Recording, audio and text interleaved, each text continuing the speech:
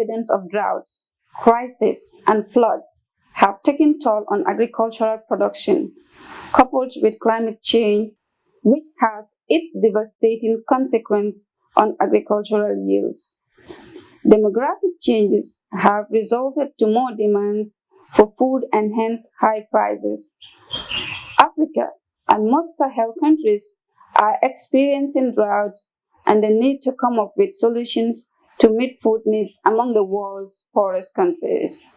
This has now brought agriculture in the forefront of modern development policies, which could be tackled through increased food production. It is against this background that the P2RS project under Nema since 2016 is funding a program implemented by the Department of Agriculture called Conservation Agriculture.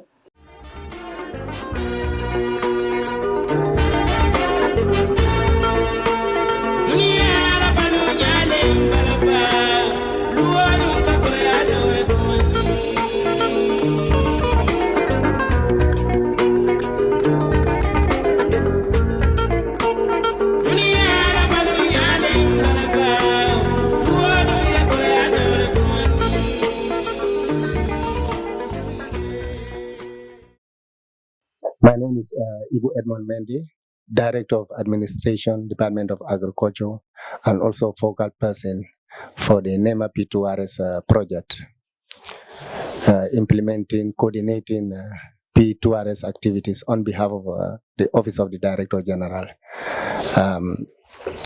Just an overview of our programs with P2RS management. In 2016, there was a sub-regional program approved, and the funding was secured from the bank, and it was lodged at the P2RS. And actually, it happened that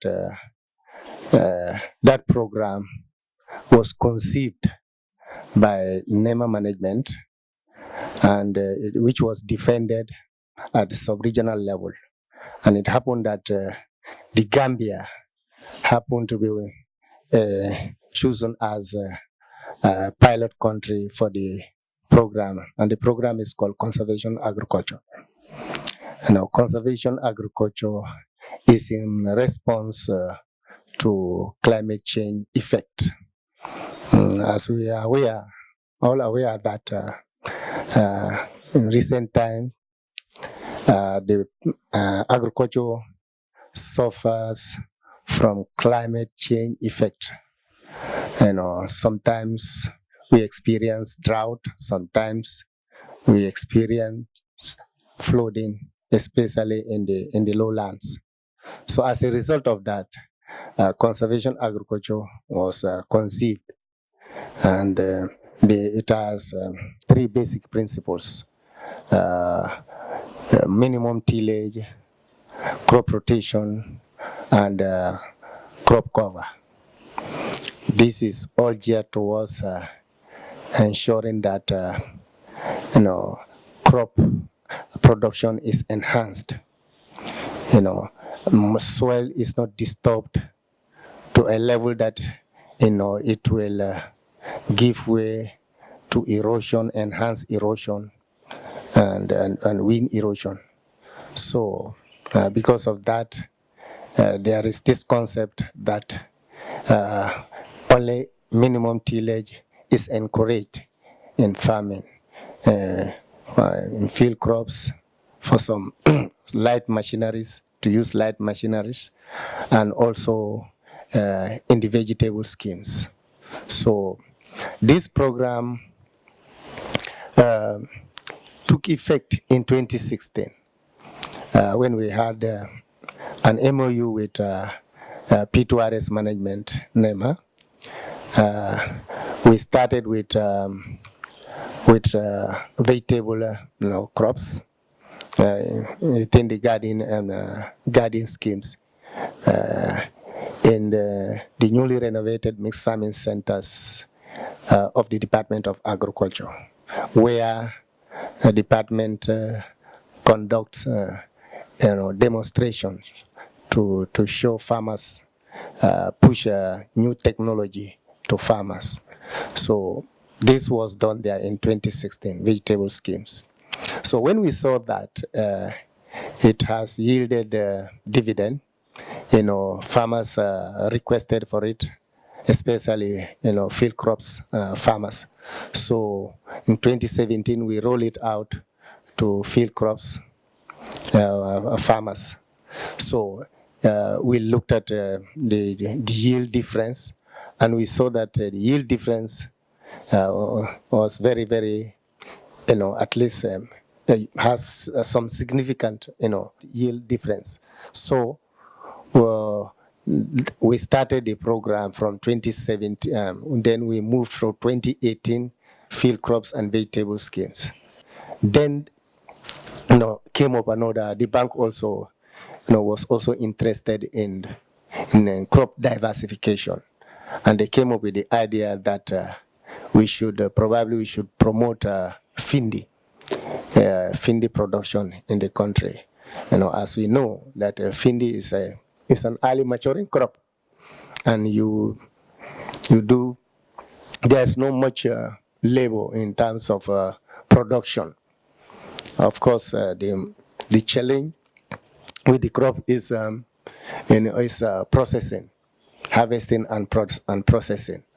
So when the bank came up with the idea, the project took it up with us, and we had an MOU, and we had an MOU with first MOU with the project. We went on a sensitization tour throughout the country to sensitize farmers on the importance of findi production.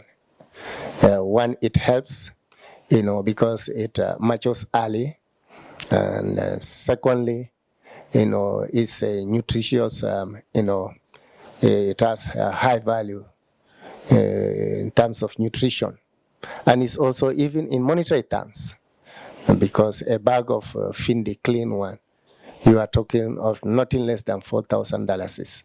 So definitely it has a high value.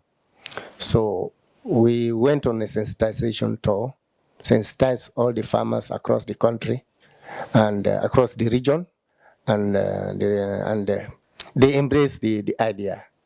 We came back and had an MOU with the project P2RS management project, supported the production by procuring findi seeds, also inputs like herbicide, inputs like fertilizer, seeds, and so on. So we supply to farmers, and there was mass production across the country.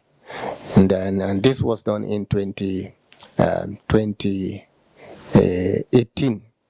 So then after the production, farmers said, well, in fact, before we supplied them the seeds, we received some complaints that this crop used to be, grown in this late 70s, early 70s, late 70s, and early 80s, and because of his the drudgery involved in the processing. So the farmers abandoned the crop, and they said if they are to go back to production, then they would need some machines they should be supported with processing machines. And again, they will also need training, because young people who are in their 20s, 30s, and some of them even in the 40s, are not familiar with the production of the crop, and that they would need training. And the project was approached, and they also supported their training. Machines were also procured and given to some farmers, especially in the project intervention, regions, North Bank, CRR, North and South, and URR.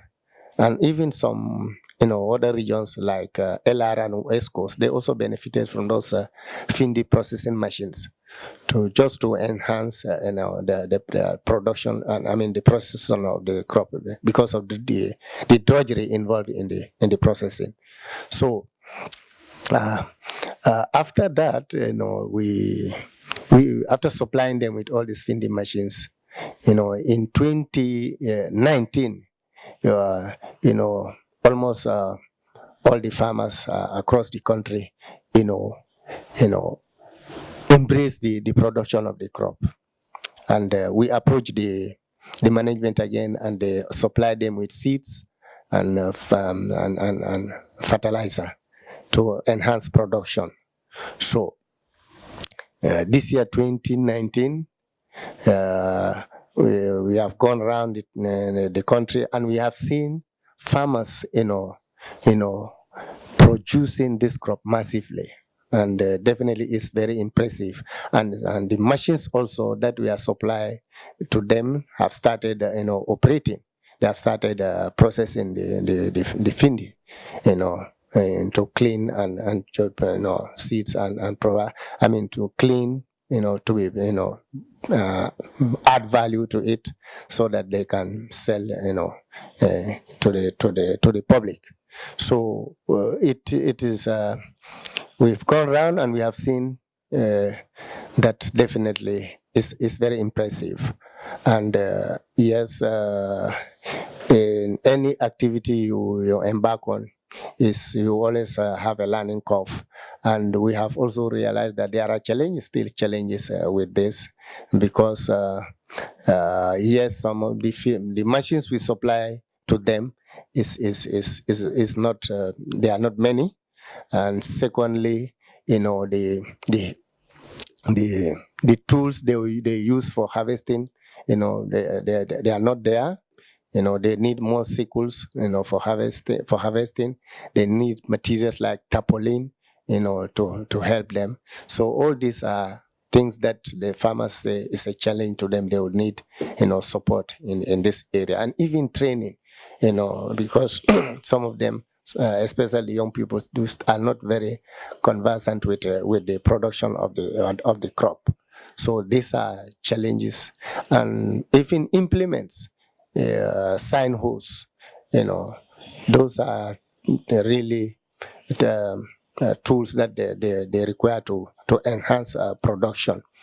But like we know, the program is a resilient, building, activity. We know that management, P2RS management, will still stand by farmers to support them. And as far as at department level, we are always ready to support farmers. And I think in partnership with P2RS management, we will help farmers to achieve, their aims and objectives. And even because nationally, it will also contribute to the economic growth of the country. So we will really support this activity, because we have management, P2RS management support. So far we have seen, we've gone around, we've seen the field, we have seen the findi machines operating, and we have seen the zeal in farmers to be in embracing this crop, findi production. So we believe that in years to come, definitely we will be moving towards food security in this country, through this program, findi promotion. So on that note, I want to thank you, Sis, for coming and having this interview with me. So thank you very much. The concept of conservation agriculture requires minimum tillage, protects soil cover, conserves water, and productivity is ensured. The whole program was backed by objectives of conservation towards soil and water, which are crucial in climate-smart agricultural practices. Hence, the whole program began with the training of extension staff across the country on the CA concept, who in turn used the knowledge gained to transfer it to farmers in their various regions. This was believed would help in increasing productivity, which has declined in recent years in the Gambia due to different underlying factors, key among them climate change. Following the training of extension staff in 2016 on the concept of conservation agriculture, the Department of Agriculture, mandated to implement this project, began the implementation process in all agricultural mixed farming centers across the country. During the horticultural season, the trial involved farmers cultivating 2 beds with the control method and the conservation method. Records of planting dates were kept and all done on the same date to help extension staff keep track of which method is more productive. As such, a mid-season assessment was conducted in December of 2016 to meet farmers to hear their comments on the new method. In all the mixed farming centers visited, farmers acknowledged the productivity of the conservation method of farming, which they alluded to requires minimum tillage, cost-effective, and conserves water. Thus, the season was a success, which motivated the department through funding from the P2RS, joint efforts to extend the program nationally. Other community gardens were thereafter involved to bring on board more farmers practicing the concept. This was later followed by the practice on field crops at the beginning of the rains in 2017. Farmers were supplied with inputs to start up with, handed over from the Department of Agriculture to the regional directorates across the country. In 2018, the implementing team of the CA embarked on a sensitization tour of all agricultural regions to rekindle the production of findi, Digitaria sagittarius, which was highly produced in the country decades ago and declined in recent years due to the difficulties involved in post-harvest processing. This crop is drought-tolerant, nutritious, and have numerous health and economic benefits. Noting the lament of farmers, the project in the upcoming seasons provided seeds and inputs to farmers who agreed to produce the crop. This was done in all regions, including those that have been producing it annually and the ones who newly ventured into it. The project, through funding from the P2RS in the beginning of the rains, distributed findi milling machines to each district with corrugated seeds to build houses for the machine, as well as seeds to those who have no access. Most importantly, a training for operators in the Agriculture Farmer Training Center in Genoa, LRR, was organized by the DOA with funding from the P2RS project. This was to build their capacities and the use of the machines to enhance its sustainability upon receiving it from the project. The program has fulfilled its promise to farmers, and the season has almost reached its climax. An assessment tour countrywide was organized by the implementing team, Department of Agriculture, with the Director of Administration, Ibu Edmond Mendy, and the Officer for P2RS, Mr. Keba Manka, alongside the Agricultural Communications Unit. During the 3-day assessment tour, this is what farmers have to say. Sanji tannin fen komanta man seno dorna mun hajode min kada nereka manode bari nata fen ko soto sensitization moy mi yalon ka kita findo la kodi nata wo fanan jibe nyinan nata dum finde senoto. I decided to venture into findi production, and I have cultivated 1.5 hectares of findi. This is because I have not had enough seeds, and it's also my first time to cultivate it. The observations I had in findi production this year have motivated me to produce more next year. Hence, findi production have no weeding. The only major activity in it is during its sowing and harvesting compared to rice production, where you have to sow, weed, and harvest. When you also look into the health benefits that findi can provide to us is many. Hence, this makes it a high-value nutritional food. When you look into the monetary aspect, findi is the most expensive cereal food in the market, which can provide high income for us compared to rice and groundnut production. So on that note, I will thank the Project P2RS for bringing back the findi production. Be project ko tentula be jaila project ko me yin findi do ko samanan P2RS. Ato tonkole turo nyina kabia dina na ngado ku nyina na do ku baba din ka ngado ku faira na ran kuma ni workshop na The Department of Agriculture called us on a training in Genoa. There we were trained and guided with regards to findi production. After returning from the training in Genoa, we called on a meeting in the village and sensitized them on findi production and its importance. Before the commencement of the rainy season, we were given findi seed by the Department of Agriculture, where me and Babani cultivated our findi field. Findi production is easy and it's not easy. When you broadcast your findi, you have to make sure that your sign hole blades are not open apart. And the broadcasting of the seed should be uniform across the field and to control weeds. When the sign hole blades are apart and the broadcasting is not uniform, this is what causes a lot of ununiform growth of the findi seed in other fields we visited. So it's important to consider the steps when you venture into findi production. Hence, this is not my first time being involved in the findi production, so I have experience in it. When it's time for harvesting, you have to observe your findi. Once the grain color has changed to brown, you should harvest, and then tie the bundles, after which you create a high platform for it where you dry it. The harvested findi should not be allowed to be open on the ground for long period. If not so, they attract termites infestation in it. Because ngado raune mo fuda dol to follow nim ko be fuda dol to bi tilo go la jan so en sai tanda la follow ko nyino ntel ngado ku nyaade ntenga ni londol so jeto ndol fana mu mollel ti menu ya lonko mfana nga demaro soto Nema P2RS wole mu. We have also received help from Nema P2RS milling machine, and we thank God to be part of the communities that have benefited. We used to cultivate findi, but due to difficulties in processing it, we stopped cultivating it. But now we have a milling machine which can help us with processing. We are all really glad about that. The machine has already been fixed and now it's operating. We have already done a sensitization around all the communities close within our area about the availability of the findi milling machine, which is ready for operation.